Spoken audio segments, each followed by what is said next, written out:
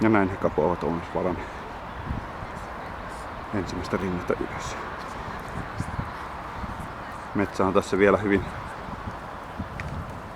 tuttua jopa meille etelän ihmisille, mutta tuolla ylempänä sitten alkaa kivikkoisempi tunturimaasto häämöttää.